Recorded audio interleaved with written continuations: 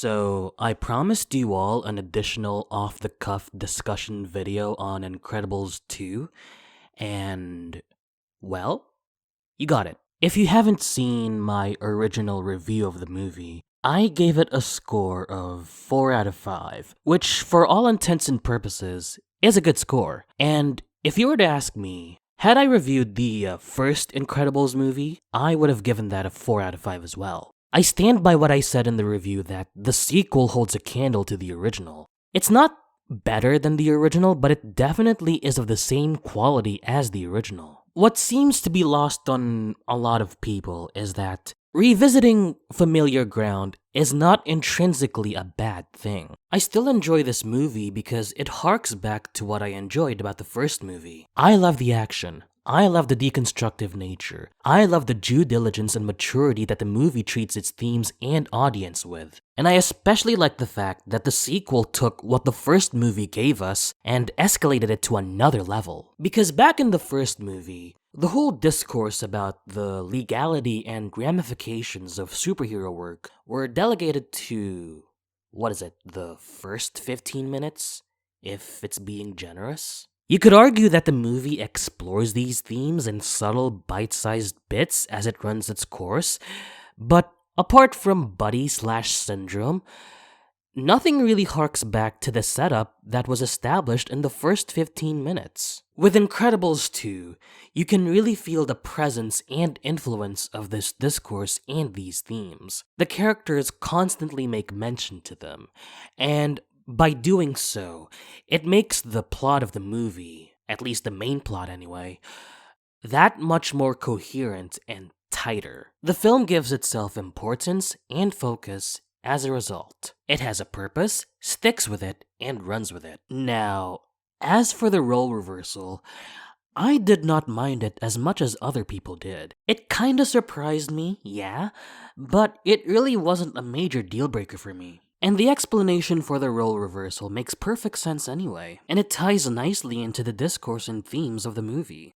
That's actually one thing that Pixar does remarkably well, role reversals. This is not the first time that Pixar has done this. It's been around since as early as Toy Story 2, which I do agree with other people is superior to the first movie in every possible way. In that movie, Woody became increasingly disillusioned with Andy's ownership of him, to the point where he seriously considered being put on display in a toy museum in Japan. And it took some encouragement from Buzz and the rest of Andy's toys to bring Woody back to his senses. Keep in mind that the key word here is increasingly, as in Woody's disillusionment was built up throughout the course of the movie. It's a similar situation, with Elastigirl being the face of DevTech instead of Mr. Incredible. We already know from the first movie that Mr. Incredible has a rougher, more hands-on approach compared to Elastigirl, and it's because of this methodology that led to the ban on superheroes to begin with. And it makes perfect sense. Think about it like this.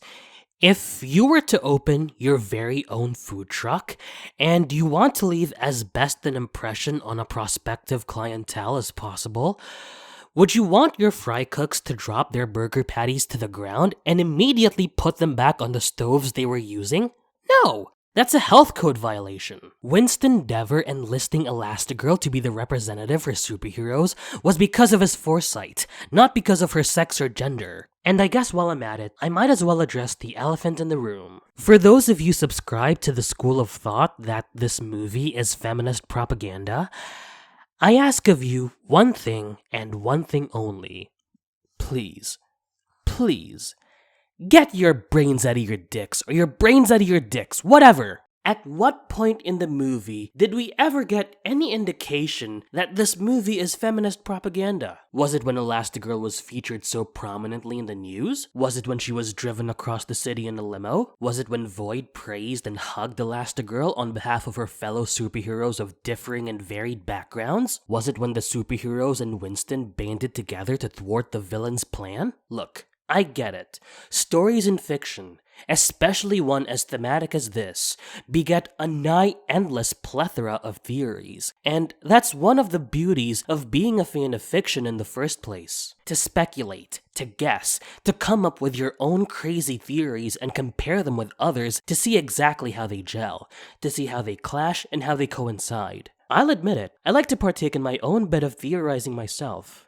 But, and a big but, and I'm not talking about Elastigirl's thick ass, speculation and subtlety can only go so far. They can only go so far until these theories become ridiculous, easily debunkable, or just flat out wrong. The reason why Winston chose Elastigirl over Mr. Incredible doesn't get any simpler than that. And the major scenes of the movie see enough involvement from both sexes that not a single one of them overshadows the other. If this film were indeed feminist propaganda, then the male characters in it, most notably the main ones, Mr. Incredible, Dash, Jack, and Frozone, they would not have had as much say or seen as much involvement as they did now. If this film were indeed feminist propaganda, we also wouldn't have gotten moments like Winston going back to the ship and saving the ambassadors and their superheroes. This film is exactly what it presents itself as. Nothing more, nothing less. And going back to my point about how speculation and subtlety can only go so far, it's actually a two-way thing. Yes, fan theories can have legitimacy to them, but they still require official validation, no matter how viable, until Word of God or an in-canon occurrence give their endorsement. These theories will remain theories. Of course, I'm not saying that these claims about feminist propaganda have any validity to them whatsoever. In fact, I think it's kind of pathetic. Yeah, that's what I think it is. Pathetic. One thing that needs to be said about anti-SJW behavior. It's not helping the case. Not only is it not helping the case, but it's also counterintuitive to the case. It's counterintuitive and hypocritical. And you want to know why I say that? Because the anti-SJW approach involves a practice that SJWs are criticized for, which is forcefully pulling out of a work of fiction something that never even existed. If you're going to campaign against something, don't you think it's preferable to not become that something?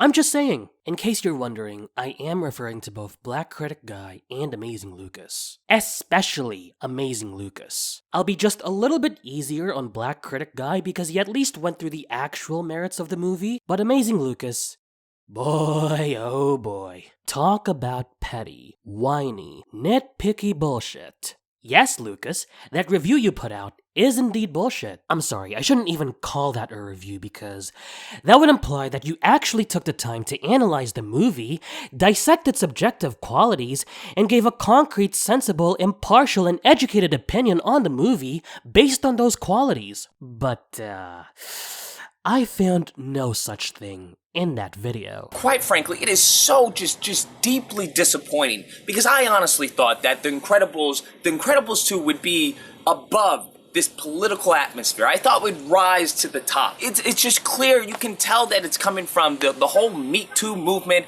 and woman empowerment and all this political garbage. Now you just change the script and you're just like, women empowerment. Let's have them joke about the patriarchy. Let's have this happen. And it's just like, yo, we're sick and tired of this. And for the fact that Brad Bird would allow this fucking bullshit to happen in this movie, would allow The Incredibles to succumb to such political driven bullshit propaganda is beyond me. It's beyond the pale. I'm absolutely disgusted at what happened to this film. So, Lucas? You might want to rename that video of yours. That review part in the title? Kinda misleading. Oh, and, don't think I didn't catch on to that extra little bit of bullshit you ended that video on. How did it go again? Anyways, guys, that's the video. Let me know what you guys think. Whether or not you saw the movie and you enjoyed it by, I don't know how, or if you saw this movie and you thought it was just absolute drivel and they just ruined a really great series. Either or, I hope you guys enjoyed the video. If you did... Yeah. Word to the wise, don't be a condescending puke to other people for liking what you don't like. It pisses me off.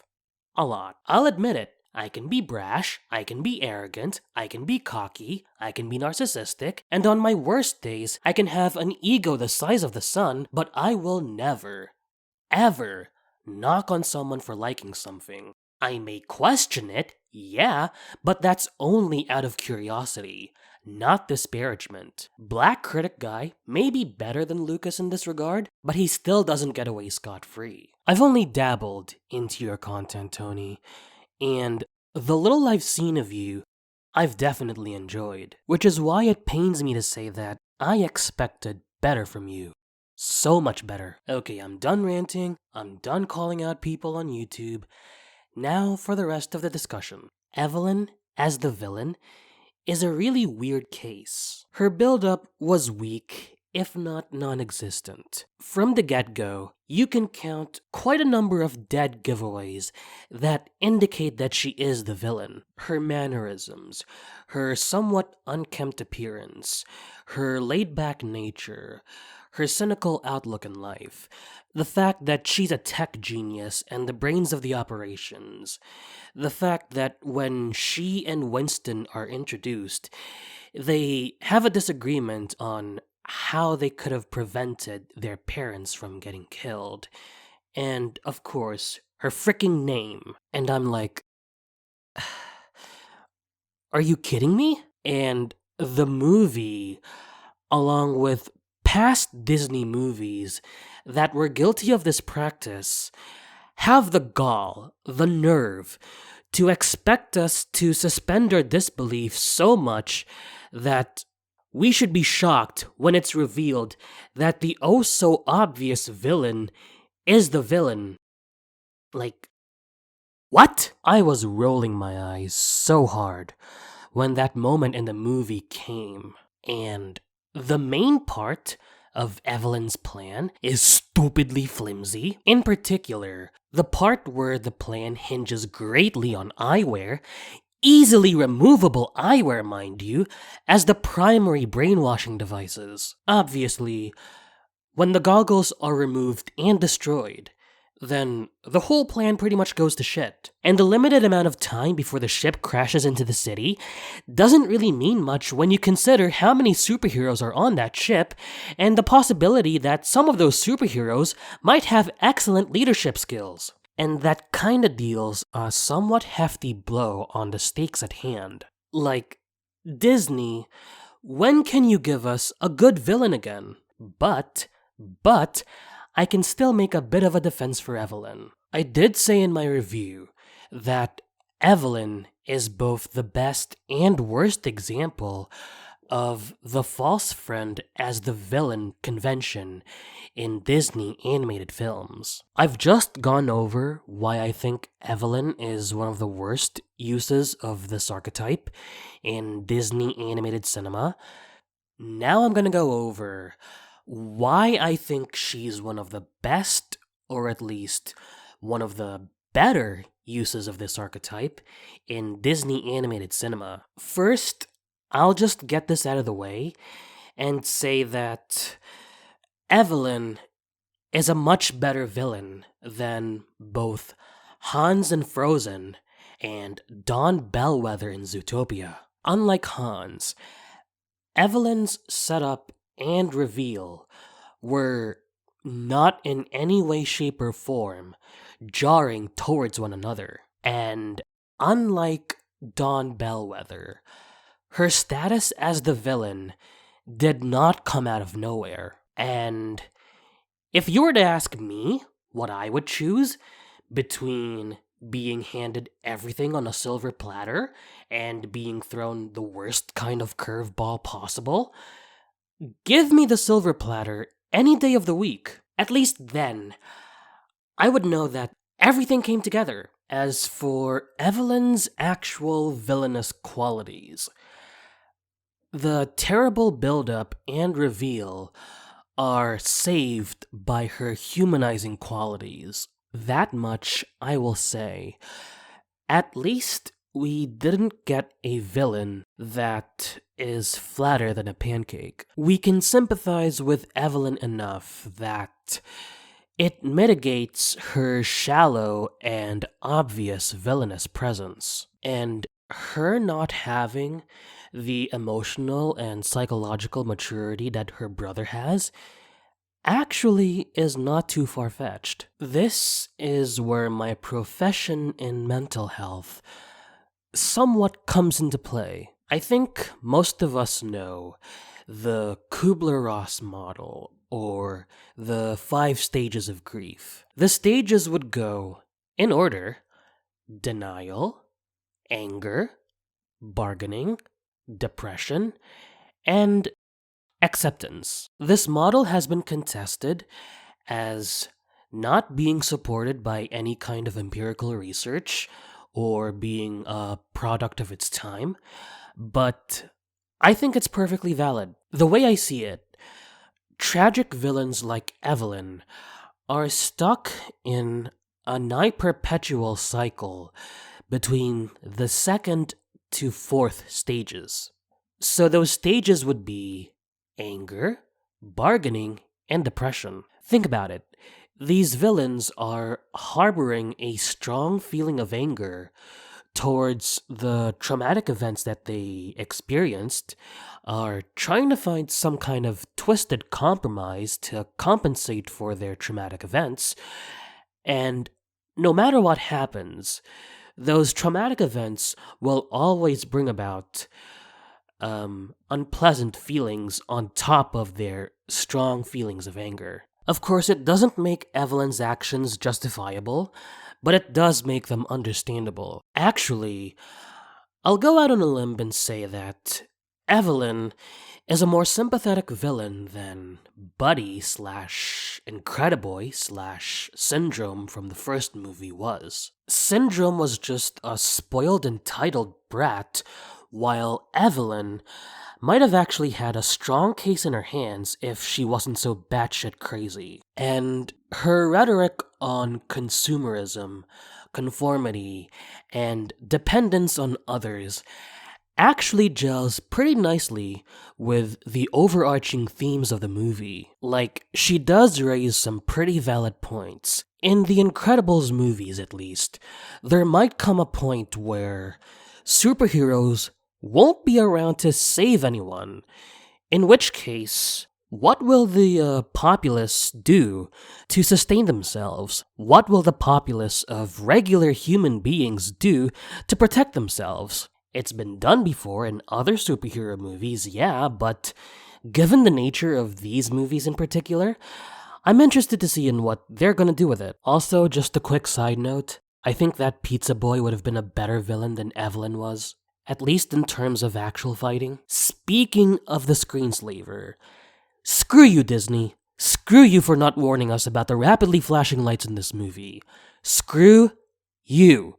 I was supposed to watch Incredibles 2, not Electric Soldier fucking Porygon. As for the movie's subplots, I said that some of them really didn't have much kick behind them. I'm mostly talking about Violet and Dash. I actually would have preferred if Tony Reidinger didn't have his memory erased. That was a total cop-out, narrative-wise and presentation-wise. Why is it that a movie that's overtly dark and mature can't go all the way with some of its aspects?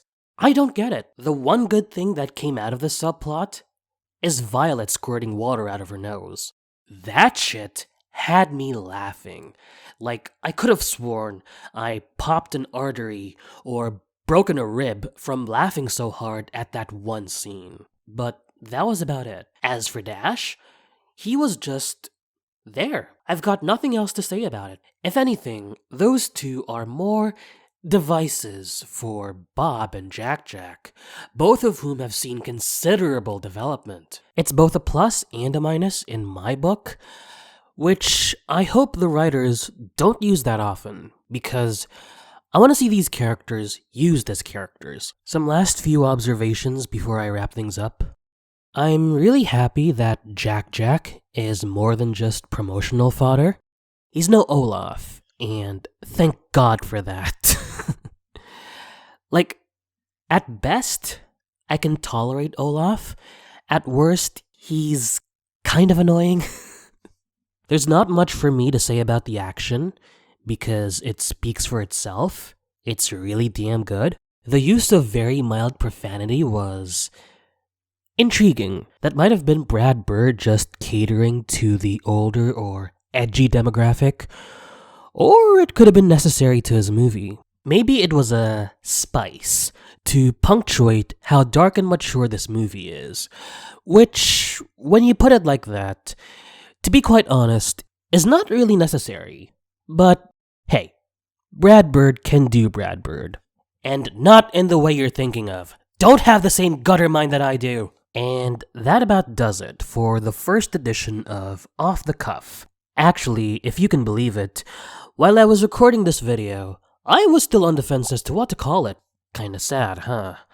Well, now I've made up my mind. So anyway, thanks for watching, guys. As usual, feel free to leave a comment down below. Let me know what you think of both the movie itself, as well as this particular format of videos I'm going for. And until the next video, I'm the one and only CR Martin, and I'll see you guys later. Ciao for now.